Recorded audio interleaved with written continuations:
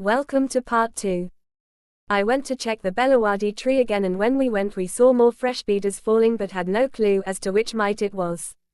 No worm came to that tree for a long time.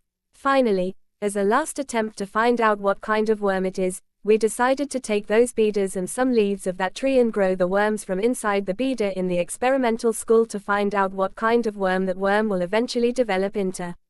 As this work belongs to Parvati, we assigned the beeders to her superintendent who was in the experimental school.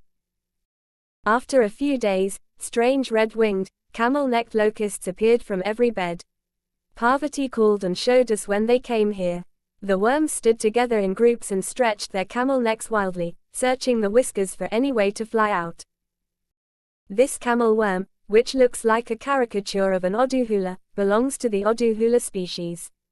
You may have seen many times the white worms that are found in manure and soil. They are the larvae of roundworms. They grow in manure in the soil and go to the egg stage, and then in the adult stage, they undergo larval transformation and come out as earthworms. These worms are called oduhulu in Kannada because of the texture of the outer shell of its wings, which is as hard as a garret shell. These worms have the true flight wings enclosed within the wings of the shell. In flight these two wings are raised and the inner transparent flying wings buzz in the pattern of an airplane poplar. To write about all the members of that extended family of camels would not be enough to devote my entire remaining life. There are so many. Asami, who had tied up the beds for the time being, found out that this camel was a worm, and we were relieved to have caught the thief. The thief is caught. Still some doubts were gnawing at our hearts. How to make a bed by folding leaves without fingers or hands. How about taking a leaf from the legs of a thorn that is useless except for walking and making a camp? How to hold the egg laid on the leaf so that it does not fall while building the nest. The more we thought about all this, the more complicated the problem became.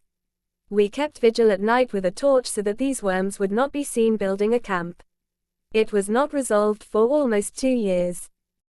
Belawadi, who had seen these maggots building their nest earlier in the day, told someone to come immediately. We sat in the sun and watched these worms build their camp.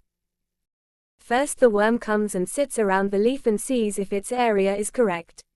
Then they cut the leaf near the tank, keeping only the stem in the middle.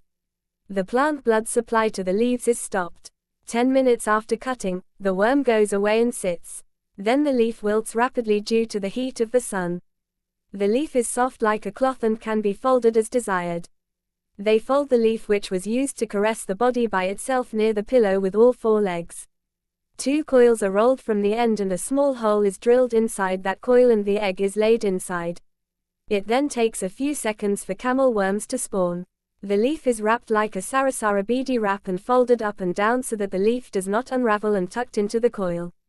If the litter is below the plant rather than on top of the plant, it is better for the chicks to be healthy. This is not an unprecedented miracle. Perhaps if I had searched for a book on entomology, I would have found all these details. But there is a difference between meeting them in life and reading a book. So many people write papers saying that they want to come there and see all these things after reading all the articles and books on Maiduri, bird, forest. But in the first place there is nothing waiting for those who come and see. Second, there is no need to go anywhere to see all these.